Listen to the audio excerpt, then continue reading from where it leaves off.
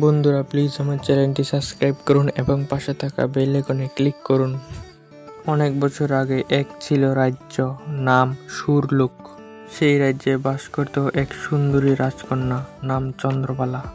তার মুখে ছিল চাঁদের ঝিলিক, চোখে ছিল আকাশের নীল। রাজ্যবাসীরা তাকে খুব ভালোবাসত। একদিন রাজ্যে এলো এক দৈত্য, নাম কালনাগ। সে ঘোষণা করলো, চন্দ্রবালাকে চাই, না হলে রাজ্য ধ্বংস করব। রাজা খুব চিন্তায় পড়লেন। তখন এক গরিব রাখাল ছেলে নাম দীপু, সে বলল, আমি দৈত্যের মোকাবেলা করব।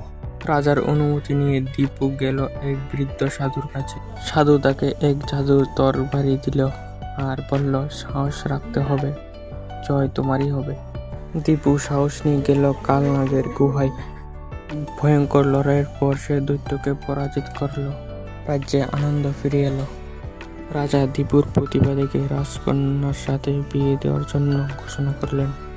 বিয়ের কয়েক বছর পর চন্দ্রবালা আর দীপু একসঙ্গে রাজত্ব করলেন অনেক বছর।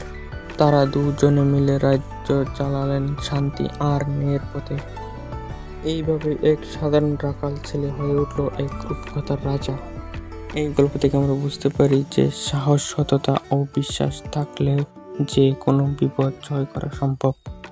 এরকম মজার মজার গল্প পেতে এখনই আমাদের চ্যানেলটি সাবস্ক্রাইব করে লাইক, শেয়ার, কমেন্ট করে আমাদের পাশে থাকুন। ধন্যবাদ।